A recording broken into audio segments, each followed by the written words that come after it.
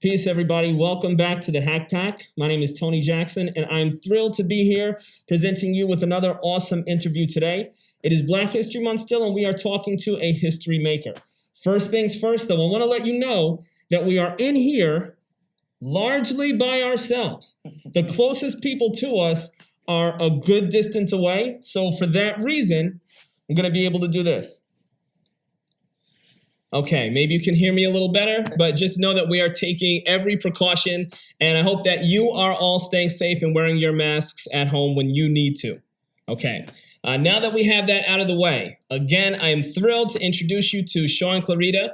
Now, this is a Hackensack alum who, as I mentioned, is making history here in Jersey.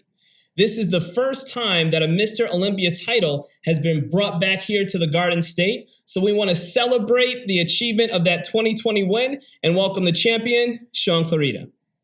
Now at home, I hope that you're clapping. I'm clapping right now. And I just want to say thank you and welcome. Thank you for coming here. Hey, Tony, thank you so much for having me. It's a pleasure. Absolutely.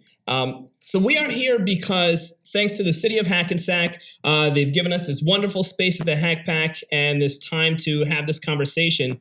And I wanted to start by talking a little bit about why this is so historic, what your accomplishment actually means. Yeah. For those that aren't familiar with Mr. Olympia, who aren't familiar with bodybuilding, who may have only seen they may have just seen like a picture of Phil Heath or Ronnie Coleman.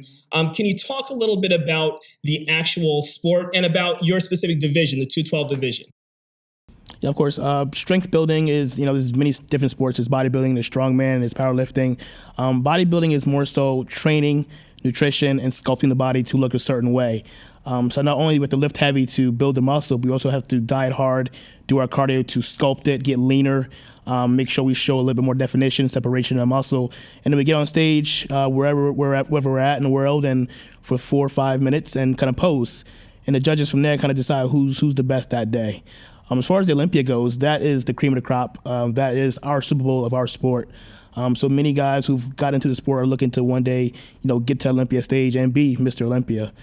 So again, that is our Super Bowl. It's amazing. And all of what you mentioned before that goes into strength training, you mentioned the dieting. Yeah. Can you talk a little bit about what it takes outside of the physical? Because I think of how many times myself and others, have conversations about, I'm trying to get, my workouts in, I'm struggling with my diets. For you, it's so consequential. So can you talk kind of about what mentally goes into all of that? Yeah, it's definitely a mental sport. Not a lot of us can do what we do. A very small percentage of the world can bodybuild because it takes a lot more than just going to the gym and training. Again, for me personally, I can give you a rundown of my day. I'm up every morning at 4 o'clock in the morning with my girlfriend doing cardio. Then we're back home, getting my first meal in by 6:30 a.m. And then from there, I'm kind of waiting every 2 or 3 hours, getting your next meal in, getting another meal in, and then we're going back to the gym again to train. And then we're training for about 2 hours a night, then do more cardio. They have to tan, have to pose. So it's an all-day process, 24/7. There's literally no days off. Even though there's days where I don't go to the gym, but there's still something I'm doing to prepare for the show, whether that be getting my massages or posing that day. It's just nonstop, 24/7. It's something because when you mention it that way, the massage part sounds less glamorous. I think normally when people think, just get a massage, but how it's balanced in there with everything else. Please. It's not a fun massage. I can put it that way. So later I have 2 massage therapists. So I see my one guy on Thursday. I do all my cupping. I do all my Graston. And then I see my guy Big John on Sundays who does my deep tissue massage. Now, a lot of guys, again, think that, what's the point of massage? I would say that's probably key. And that's one thing I tell these young guys. Take care of your body. You have one body. We're beating our bodies up every single day in the gym. We're trying to sculpt the body at the same time. So being able to get those massages, the deep tissue work, the cupping, the Graston, that helps break up adhesions, allows more blood flow, allows you to stay injury-free in the gym. And those are kind of the reasons why I've seen my body progress over the years. Wow. Doing all of that and being able to have a partner with you, I just met Rosangela. Can you talk a little bit about what that's like, being able to have somebody that is there for all of that? Because I can't imagine how much harder it would be if your partner either didn't understand or wasn't there for that. So can you talk about what that's like? Yeah, it's not always easy. I'll be the first to tell you that. Our relationship definitely takes a toll during prep. But when you have someone like her who understands it and is just as eager and excited to get on stage, it makes things a lot easier for me.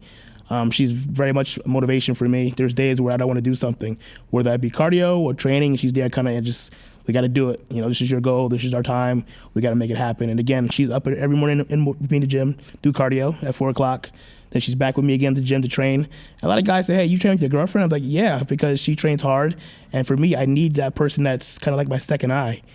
She takes all my photos for my coaches for me. And she kind of just says, hey, I'll have her, give that first opinion. Like, what do you think? She'll tell me if I look good, and she'll tell me if I don't look good. And that's kind of what I need. I need someone in my corner that's going to tell me the truth, because we're doing it for us. Absolutely. That's a huge point in support. Not just keeping people around you, but people that will give you that truth and that are there for you. I love that.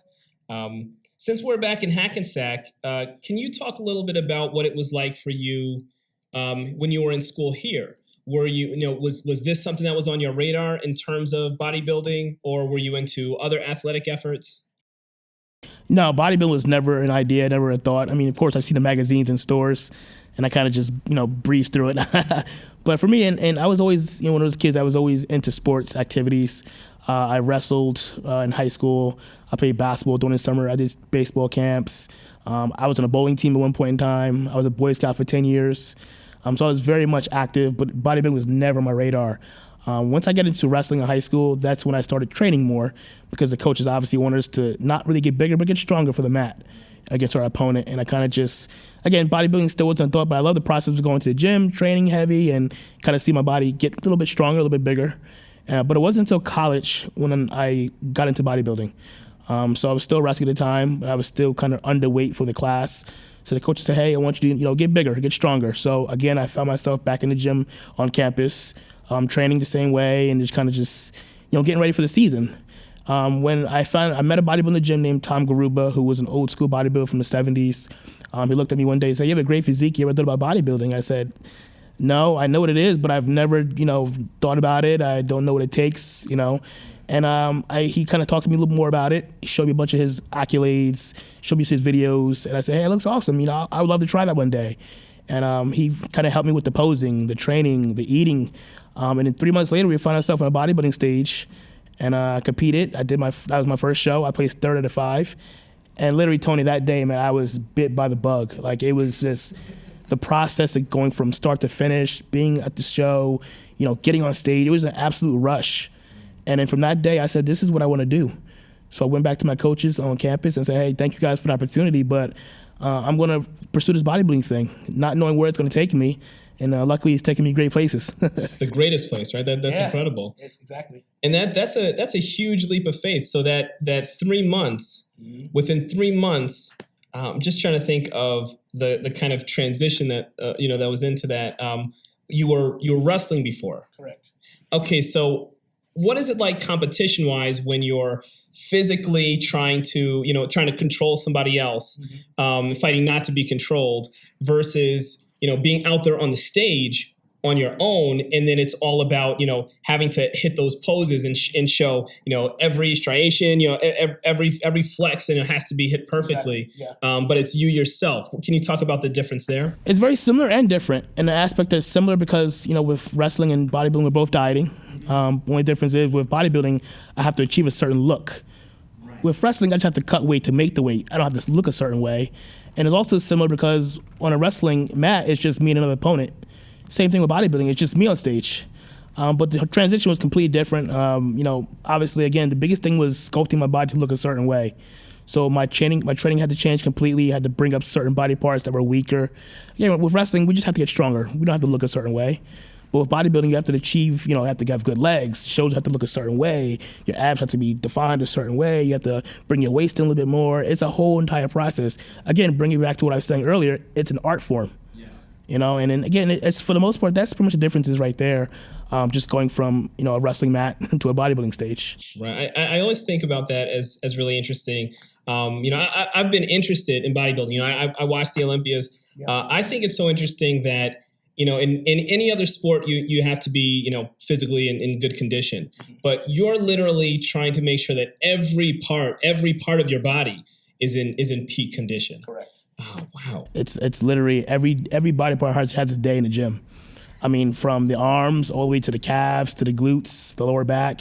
There's not one body part that has to be off because the judges are looking at everything. They want to see who's the best guy that day, who has the least amount of flaws. And usually that guy who has the least amount of flaws is going to be your champion. And coming into the Olympia this year, up against the reigning champ, Kamal, the guy was bigger, he was better, he was improved from the year before. And I knew that going into the show, he'd be tough to beat. That's the reason why I really stepped my game up this past year, despite the whole pandemic. And really kind of just focused on getting bigger, improving weak body parts, seeing what can I bring that was better this year. And we were able to do that. The judges saw that, I improved a lot from last year. I was bigger. The areas that were weaker at one point in time were less weaker, were actually more improved. And that's kind of what put me on top this year. I have a two-part question. Okay. So one is, I'm curious who as you were getting into it, and maybe even now, who your heroes were within the sport. And then I'm curious about your heroes outside of the sport that influence you also. So inside the sport, there's one guy, Dexter Jackson. And I've told him many times. And now he's a really good friend of mine. I can call him any given time. I've told him many times. He's my biggest inspiration, motivation ever, because he started out like myself. He was a bantamweight. He was very small. People told him he was too small. He would never do well. He'll never win a pro show. And the guy now he's a former Mr. Olympia champion. He's the most winningest bodybuilder of all time. He's gone down in history as the best bodybuilder ever. And I was able to be there at the Olympia this year when he retired. And it was very emotional for me, because he was somebody I looked up to and for inspiration and motivation. And to see him go out in his last show was just kind of touching for myself and everybody else.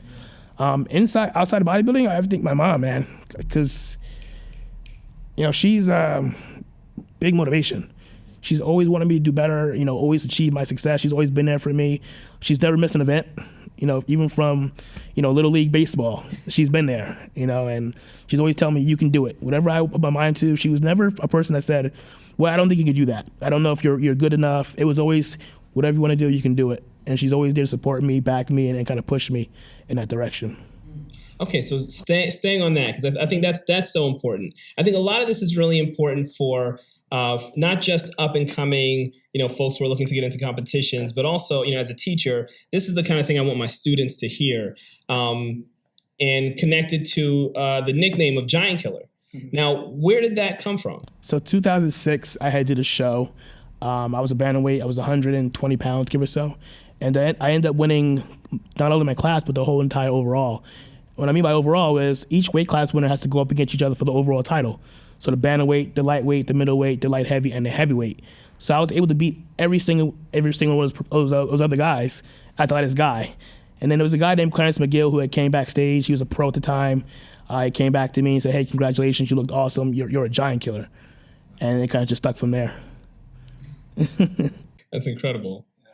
It's fun. I was just watching with my daughter something on the story of David and Goliath. Yep. And I mentioned you, and I said, I'm going to interview somebody today who is kind of like a David and a Goliath at the same time.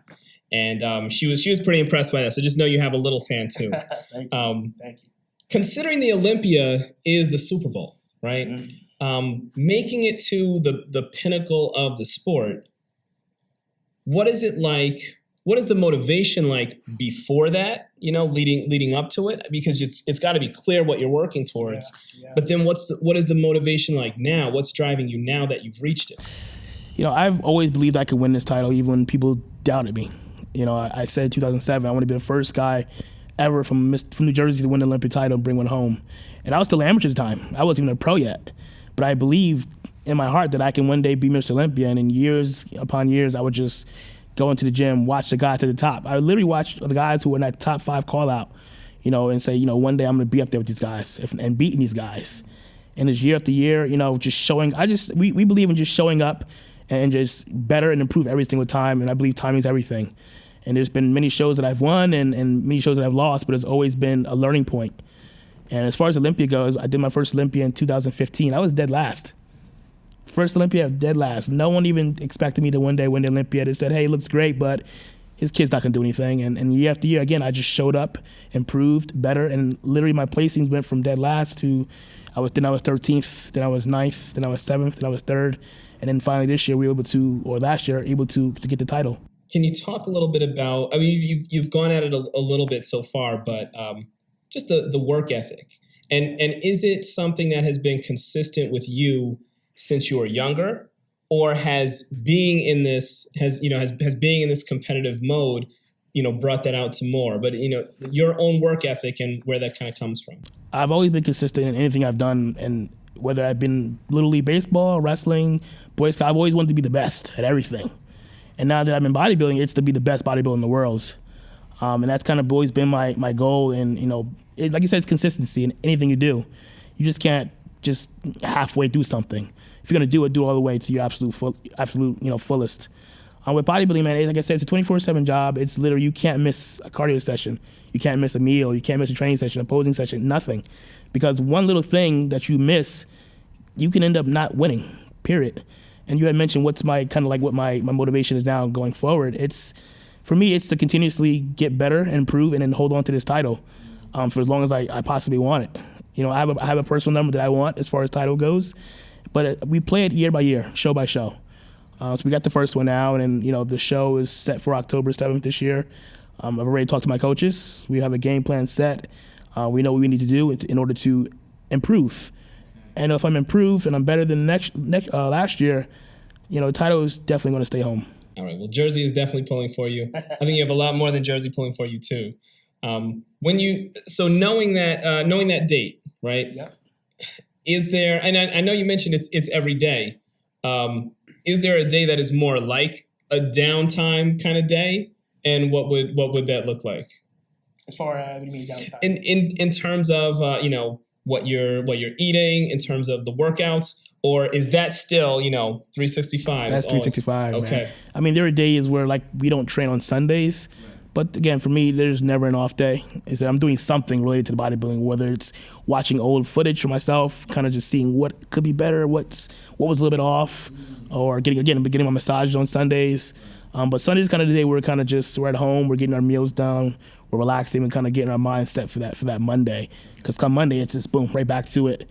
And now that I have a date set, October 7th, we just got the date this week. It's like now for me, it's really setting in. Like I know I have from this time to kind of build up a little bit more of my physique, get a little bit bigger. And then once a certain date comes, that's when we start kind of bringing it back down and officially starting prep for the show. Hmm. There's a piece that you mentioned in there about watching old footage, right? And even watching old footage of yourself. Okay. What is it like to see yourself? I kind of wanted this as like a so fun or no fun question. Okay. When you're seeing yourself, obviously, you're doing the interviews, you've got the replays of the events. Yeah. Is that something that you enjoy seeing, or is it something that you kind of, It's literally, for me, it's learning. It's education for me. I mean, yeah, I look at the win, but I'm more so looking at my physique and what I'm not happy with. Like, I could have held this a little bit longer, or I could have squeezed this a little bit better, or I can do this better. Like, for me, it's how football players have their film to learn about the other players. I'm watching film myself and my competitors to see what they may have over me, and again, what I wasn't happy with. That's what I'm focusing on more so. So yeah, it's great to see the footage, to kind of sit back and enjoy and that was me on stage, but more so it's educational for myself. That's really something. Yeah, it makes a lot of sense, because as you're watching yourself, you are the final product. Correct. And so everything that you're hitting, that's this specific piece. Exactly. How did I do there? Exactly. Wow, that's incredible.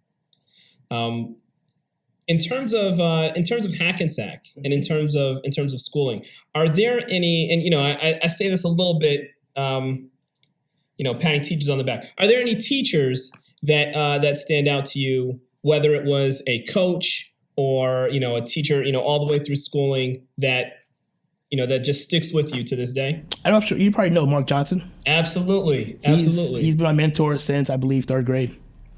He's been, again, one of those guys that kind of just was in my ear, right, no matter what it was, whether it's education or whether it's sports.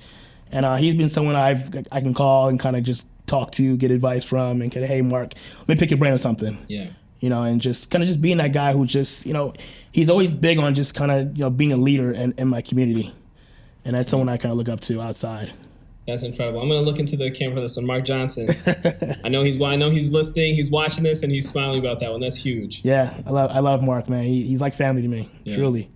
And Mark is someone who stays very engaged within the communities. Exactly. You know, I'm working on a committee with him right now. Okay. Now you're still in Jersey. Correct. Is it important to you to still be here? Is it important? Because I know that once you hit this level, there's got to be pulls to various places. I know that a lot of people are probably coming after you and courting you. Is there something that's important to you about staying here in New Jersey? I mean, we have our family here for the most part, and that's kind of where everything kind of just started for me. I can still travel at any point in time. I do travel a lot now, but home, Hackensack has always been the base for me. Again, the most important thing is that we have family still here that we can see at any given time. Love that. Okay, so as we're wrapping up, I'm curious if there is a piece of advice that could have either been in regards to bodybuilding or outside of bodybuilding that is one of the best pieces that you've received that you could share with us. The biggest thing I tell people now is you got to believe in yourself. That's been my number one thing. Is I mentioned earlier, I believed in this since day one, and I think that's the biggest factor. Is if you don't believe in yourself, it's not going to happen. I believe in myself since then, and every year I kind of stuck to my guns. I said, even if I don't win Olympia one day, I want to continue to work hard, kind of work toward that dream, work toward that goal. And if win, lose, or draw or not, I know I gave everything I had. So again, just believing in yourself, believing in your goals, believing in your dreams, and just kind of just going for it. I'm so appreciative of that because everything that you talked about up to this point is kind of wrapped up in that. The fact that you had all of this self-belief is what allowed you to stick with it through all of the difficulty. I think that's really powerful. Absolutely. And there's going to be people who tell you you can't do it. Yeah. But again, I knew what I was capable of. I believed in this wholeheartedly. And then I made it happen. That was a dream, been a dream come true. To win this title, bring it home for my family, for New Jersey, for Hackensack. That's always been a goal. And I'm just blessed to be able to have done that. So the gold was the goal, and we have to get the image of this incredible piece. Wow, this is 16 years of hard work right here. This is for this reason right here. And I don't know if you guys saw the video, but when they announced me as a new champion, I just hit the floor and I just cried. Yes, and it was just the emotions, the feelings, and it literally is thinking back to all the years of the hard work that I put in, the people doubting me, telling me I couldn't do it. And I did it. We did it. My team and I, and this is it. Right. And I was the third man ever in the 212 category to ever win it. The first in New Jersey to ever bring a title home, and that just means so much more to me. Yes. Well, folks, this is history. This is Black history. This is Hackensack history. We are so privileged to have you here with us. Thank you so much for sharing, and thank y'all for joining us here. Remember, just because we have our masks off doesn't mean that you should have yours off. Remember, self-belief. Make sure that that's something that you carry with you and you can achieve things just like Shaun here. Thanks for joining us, everybody. Peace.